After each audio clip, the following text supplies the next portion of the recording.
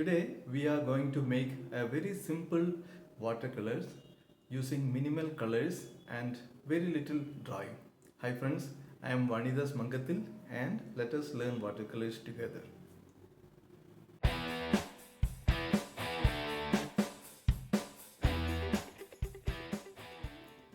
I am using an Indian made handmade watercolor paper and I have created a pale wash of orange, very watery, and using a mop brush I am loading it fully.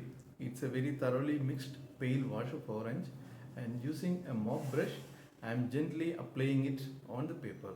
The paper is kept at an angle of around 30-35 degrees so that the colors will flow down with the help of gravity. With the help of those beads that are formed at the bottom, I am making a smooth flat wash of pale orange. This will act as the basic wash for the scene. Okay. This is a very simple wash, flat wash. You should be already knowing it. And if you want a course or a tutorial on flat wash or graded wash, etc., please do let me know in the comment box below. I will try to create a couple of tutorials on that.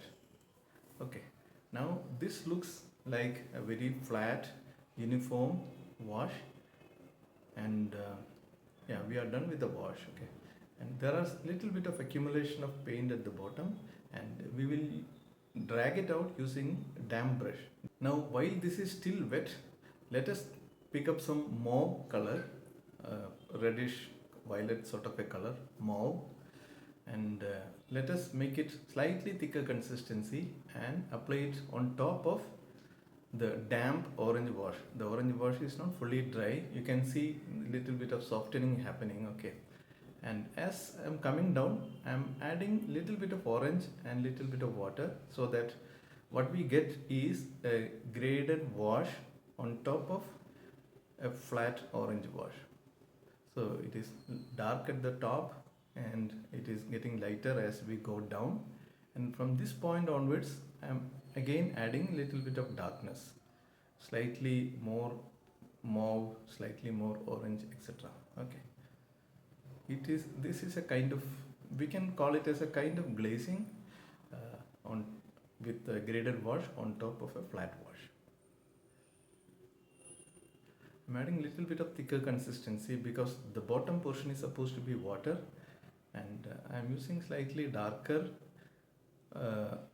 brush marks on top of the graded wash while everything is still wet.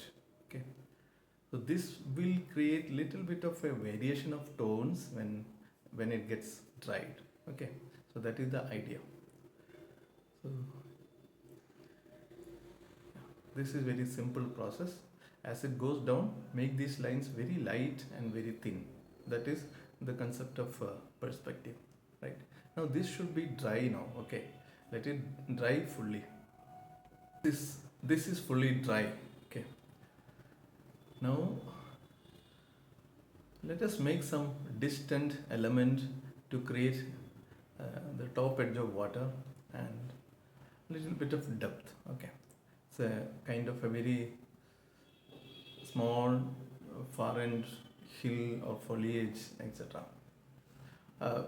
This is just a shape. Okay, you don't have to worry too much about this.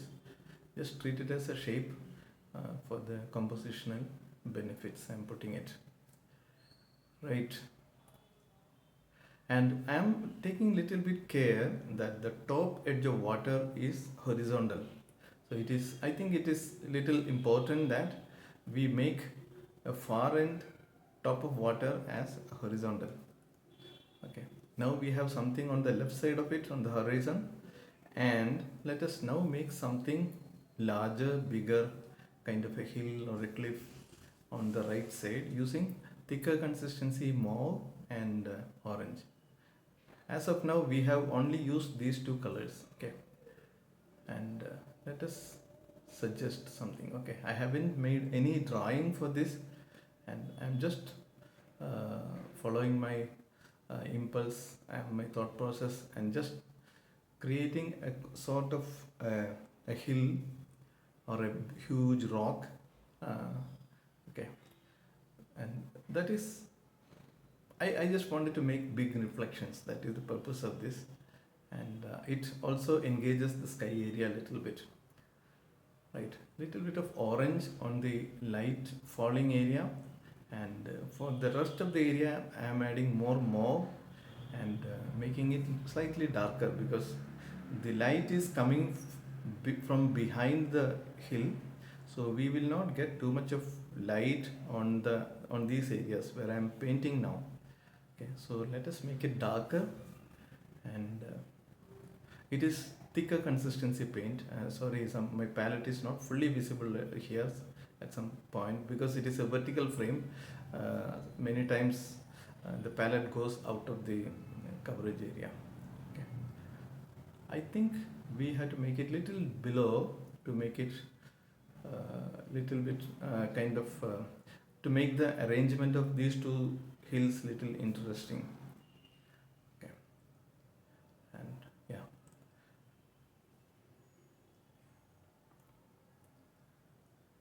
maybe this doesn't look horizontal, maybe slight adjustment of the base of the hill. Okay, this looks okay.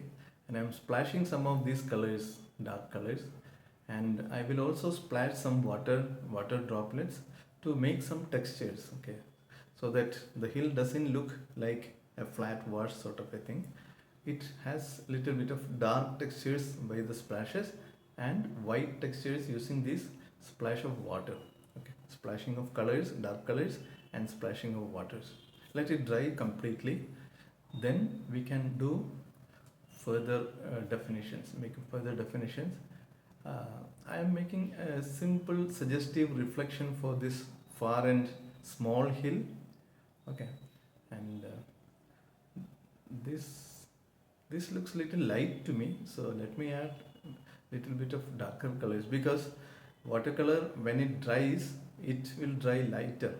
So at this point this reflection looks darker, but I feel that it will dry lighter. And now let us also enhance some of these ripples.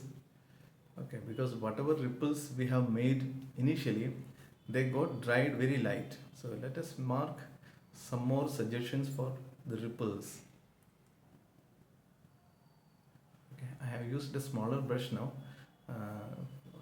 and let this also dry. Okay, let this also dry.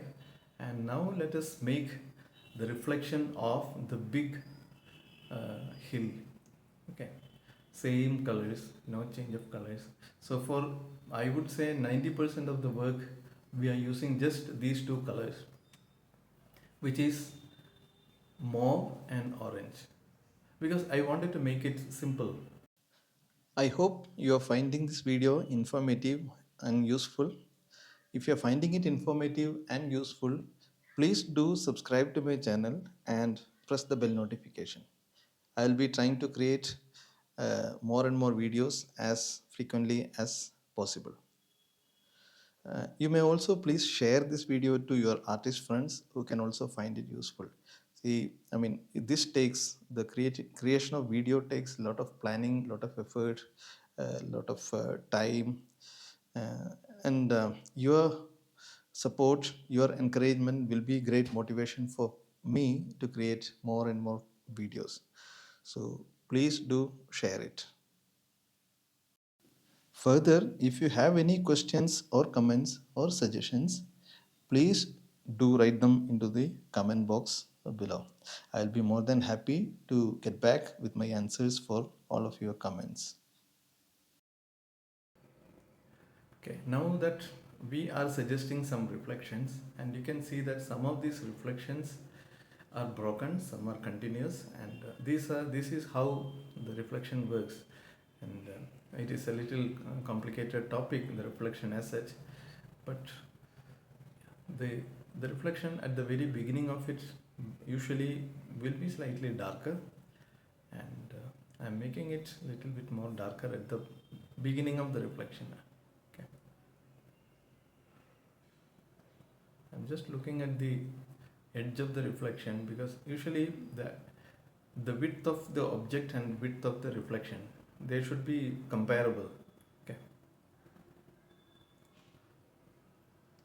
I feel we are getting a good sense of this being water, and the reflection looks convincing to me.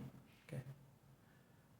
Right, I'm just taking a look at this, and what to do next is my question. So I decided to uh, draw a boat.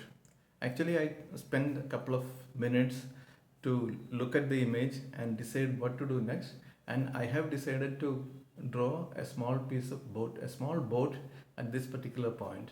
Okay, and I am making a pencil drawing on top of watercolor washes. We can do that when the watercolor paper is fully dry.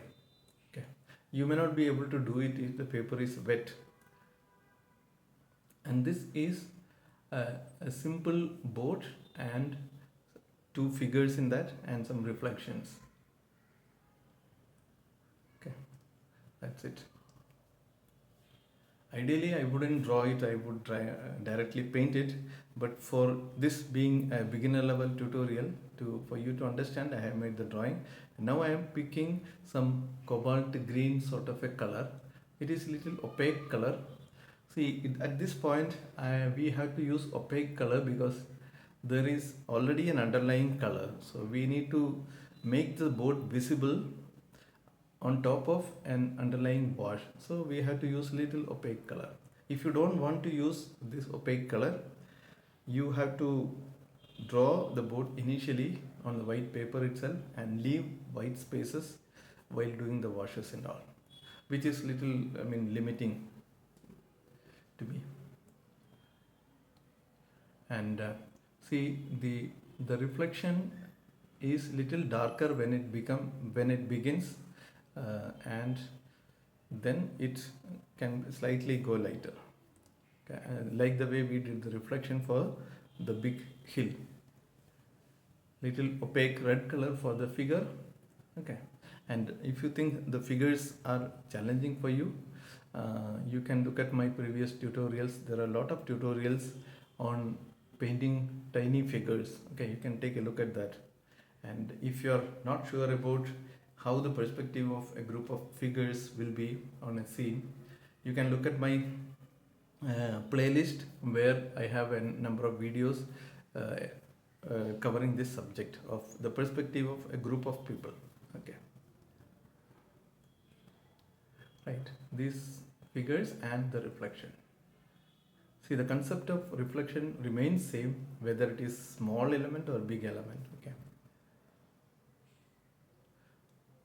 right, and the reflection for the other guy who is turning slightly to the right. Okay, and the pole, the mast or whatever.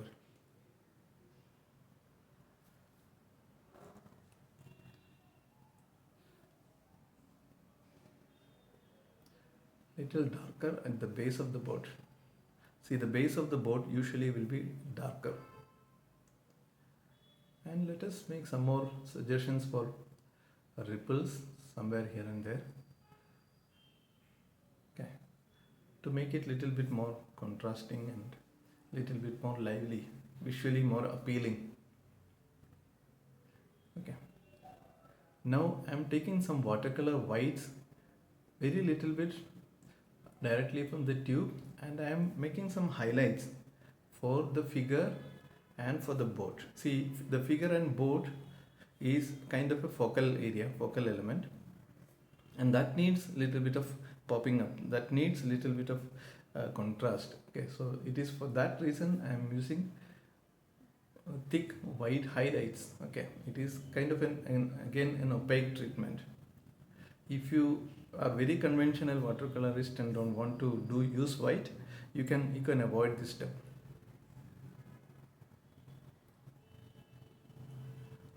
Right, I think this is fair enough now, and some white touches here and there to create some interest.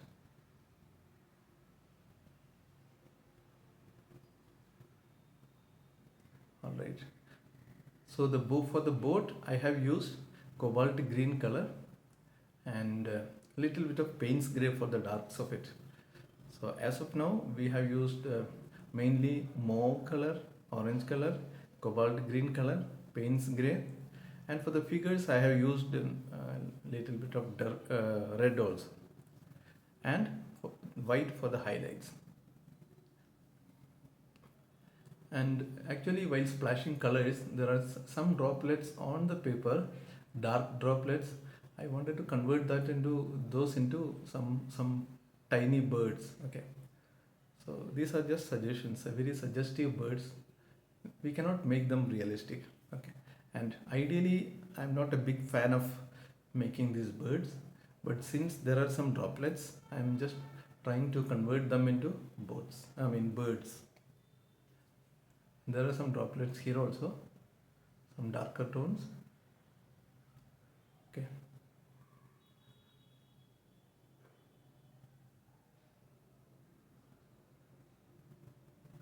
right.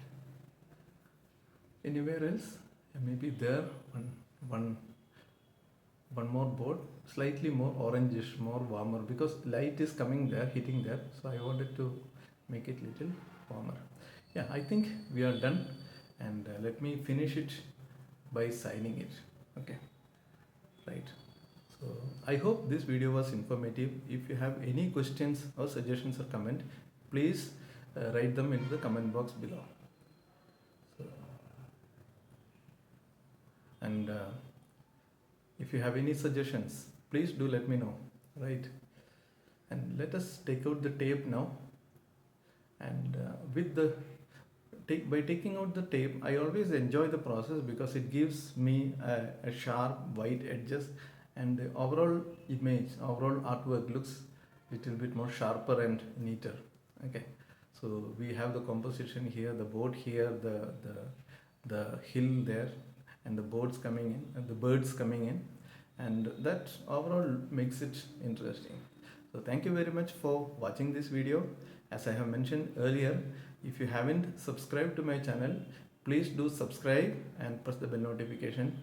Also, please do drop in some likes, share some comments, and you also share this video to your artist friends who may find it beneficial. As I just wanted to remind that it takes a lot of effort, a lot of pain to create these videos. So your support is essential for me to continue motivated and to create more and more videos. So thank you very much for your support and help. We will soon see you with another interesting tutorial. Thank you very much.